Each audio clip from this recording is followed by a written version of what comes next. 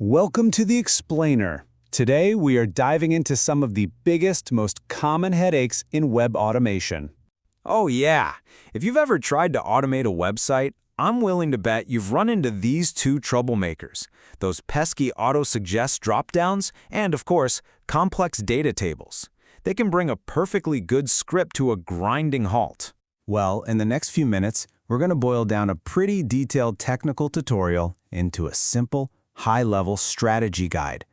We're going to give you the mindset and the methods to finally master these automation challenges for good. Okay, let's get right into it with our first puzzle, the auto-suggest, or as you'll often hear it called, the dynamic dropdown. You know exactly what this is. Think about a Google search, right? As you start typing, suggestions just pop up. Now, unlike a simple drop-down menu, the values, their order, even how many there are, it's not constant. The website is fetching that data live from a server, and it's always changing. And that right there is what makes them so tricky to pin down. So, the core strategy is a pretty clear four-step process. You type, you give it a second to do its thing, you grab everything it offers, and then you pick the one you want. But the real secret sauce, the part that makes your script tough as nails, is all in step 3. And here's the crucial point, the big shift in thinking. You don't try to target one specific suggestion.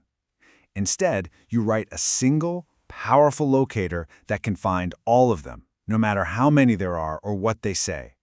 That's the mindset shift that cracks the code. So how do you do that? Well, you look for a common clue that all the suggestions share.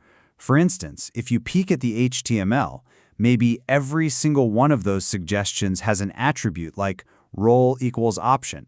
By targeting that common piece of code, your script becomes flexible. It's adaptable. It's ready for whatever the website decides to throw at it. All right, let's move on to our next puzzle and see how this idea builds, because we're going to be handling data inside web tables. Now, these can look just as intimidating, but you'll see the strategy is surprisingly similar. First thing to know is that not all tables are created equal. They usually fall into one of these 3 buckets. You've got your static table. Think of this as your training ground. Then there's the dynamic table, where the data is always changing. And finally, the pagination table, which splits everything across multiple pages. We're going to focus on the core skills you learned from that simple static table, because trust me, they apply to all of them. You know, to master any web table, the very first step is just understanding its surprisingly simple HTML structure. Seriously, think of it like Legos. The table tag is the big box that holds everything. Inside that, you have TR tags for every single row. The top row usually has TH tags for your column titles, and all the actual data lives inside TD tags. And that's it. That's the whole blueprint. And that simple structure leads us to this beautifully simple strategy. First, you get familiar with those building blocks we just saw. Then, you write some code to find them. And finally, you just loop through them to get the information you need. This systematic approach, deconstruct, locate, iterate.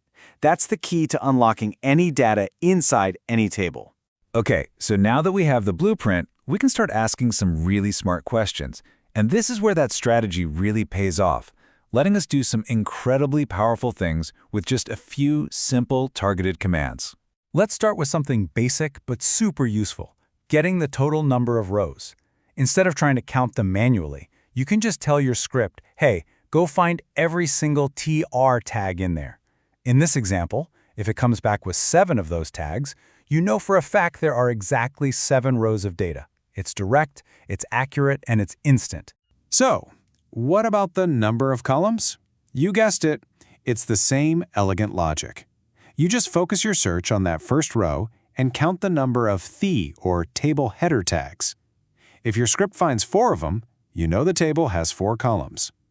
It's another perfect example of how understanding the structure lets you pull out key info without breaking a sweat. And this is my favorite part, because now you can grab data from a very specific cell. It's literally like a game of Battleship. You just use its coordinates. TR5 for the 5th row and TD1 for the first cell in that row. You just call your shot, and you can pinpoint the exact piece of data you want to grab. Okay, that's great for one cell, but that's the next level up, right? You don't want just one piece, you want everything. To pull that off, we're going to combine our coordinate logic with a classic programming concept, the nested loop. Now, it might sound a little complex, but it's super logical when you break it down. You create one loop for the rows, and then another loop inside it for the columns. The outer loop says, okay, go to row 1. Then the inner loop kicks in and says, got it. Now I'll visit column 1, then column 2, then column 3. Once it's done, the outer loop moves on. All right, let's go to row 2, and the whole process repeats. You just systematically visit every single cell and grab its value. So we've covered the strategies for both of these tricky elements, dynamic dropdowns and complex tables. Now it's time to think about how you can actually put these powerful ideas into practice. Because here's the real key takeaway.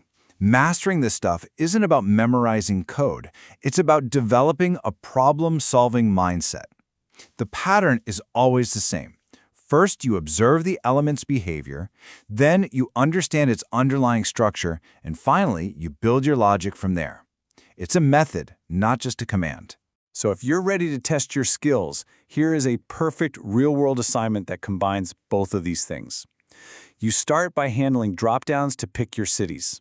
Then you get a big table of results. You'll need to go through that table, find the flight with the lowest price, and then, and this is the tricky part, click the button on that specific row. It is the perfect test of everything we just talked about.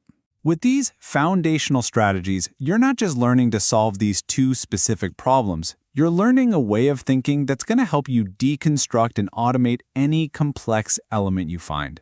So, the only real question left is, what puzzle are you going to solve next?